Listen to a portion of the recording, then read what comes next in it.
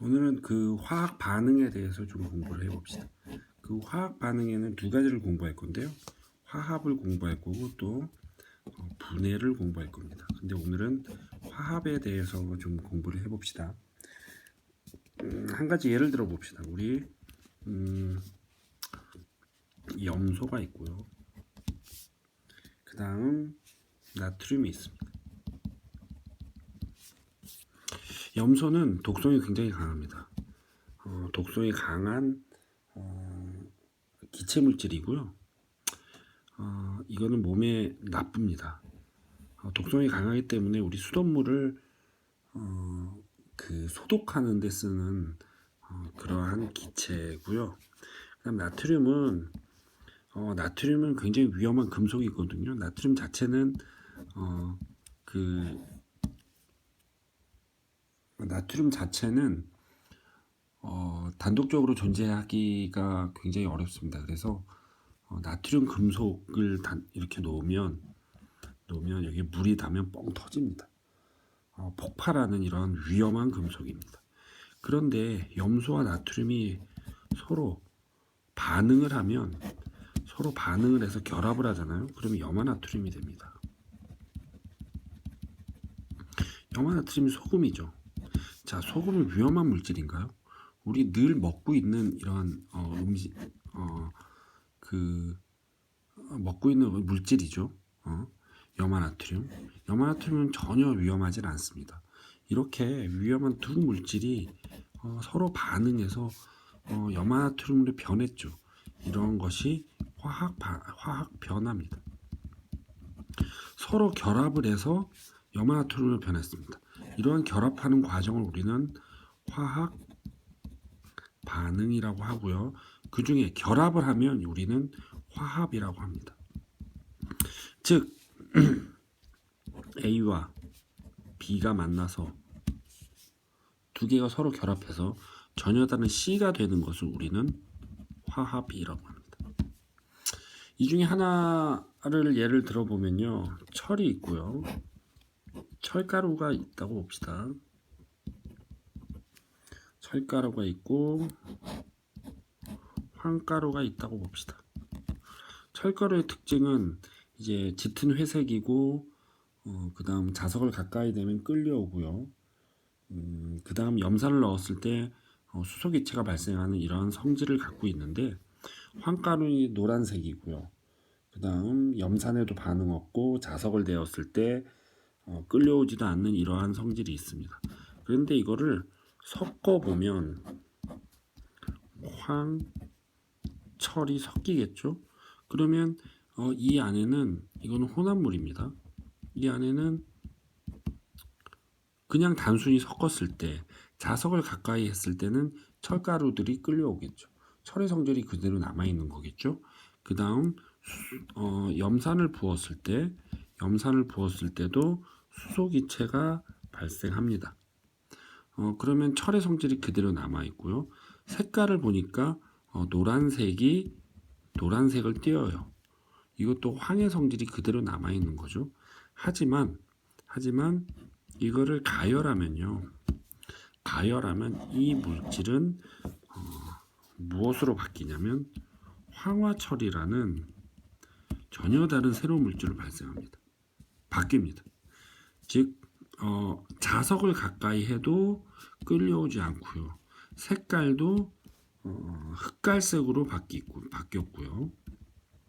그 다음 염산을 넣었을 때도 달걀 썩은 냄새가 나는 기체가 발생합니다. 달걀 썩은 냄새가 나는 기체가 발생하거든요. 이 물질은 황도 아닌 철도 아닌 전혀 다른 새로운 물질이죠. 이렇게 철과 황이 화학 반응을 해서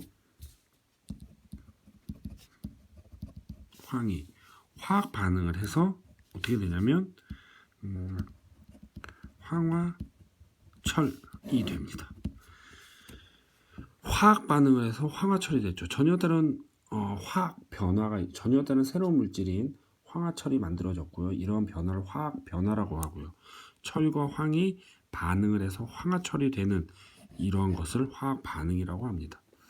자, 그러면 철이 일단 혼합물인 경우, 단지 혼합물 철과 황을 섞었을 때는요, 철 입자가 이렇게 있고요, 황 입자가 이렇게 있다고 치면 이것들이 그냥 얘와 얘가 그냥 섞여 있는 겁니다. 섞여 있는 게 이제 혼합물이겠죠. 이때는 철의 성질, 황의 성질이 그대로 남아 있는 거예요. 하지만 황화철은 철과 황이 만나서 두 개가 서로 결합을 합니다. 이게 황화철이죠. 자, 혼합물은 결합하지 않아요. 결합을 한다는 것은 전혀 다른 새로운 물질로 바뀐다는 얘기거든요. 자, 철의 입자, 철의 원자와 황의 원자가 서로 결합을 해서 전혀 다른 황화철이 생기고, 이 황화철은 철의 성질과 황의 성질을 띠지 않고 황화철이라는 새로운 물질의 성질을 띠는 겁니다. 자, 이런 것들을 이제 화학 반응이라고 하고요.